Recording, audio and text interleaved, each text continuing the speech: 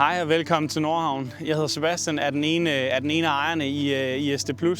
Vi er taget til Nordhavn her i dag for at vise det første projekt, vi lavede.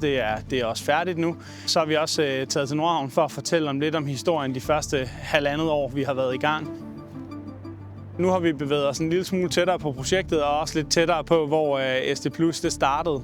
Det hele startede herinde bagved, som sagt, med at mine timer ikke var nok, og jeg kontaktede Martin. Vi fandt ret hurtigt ud af, at vores samarbejde var sindssygt godt, men vi fandt også ud af, at den der brik, som SD+ reelt set er i byggeriet, at den manglede. Og derfor så blev det her startskud til, at vi kom ud i resten af Danmark. Som sagt er bygningen helt vildt fyldt med tekniske installationer, fordi det jo er en bank og et pensionsselskab. Men udover det, så har Nordhavn altså også fået sin første health hub, hvor man kan hoppe i bølgen, hvis det er det, man har lyst til. Nu bevæger vi os lidt væk fra projektet, og så bevæger vi os længere ned i, hvad SD+ reelt set er. Vi er delt op i 4 faggrupper.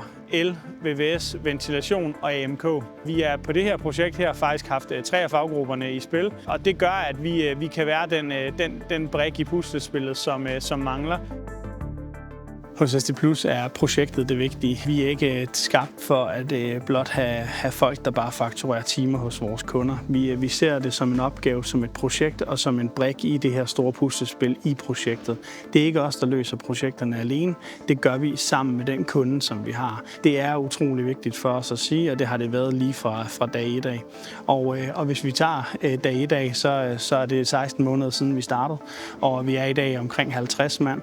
Og det er jo fordi, at vi har set, at det at lave projekter for kunden er det vigtige. Fordi at vi ser os ikke som en, der bare skal løse nogle små opgaver for kunden. Vi ser det rent faktisk som, at vi er den vigtige brik, som kunden tilkøber for at få hans projekt løst. Vi har i SD+ lagt en strategi for de næste 3 år, der byder os frem til 2028. Der er ingen tvivl om, at allerede i 2026 vil vi sætte fart på vores vækst, fordi at vi står på et rigtig godt fundament her på Sjælland, men vi ved godt, at det skal vi udvide.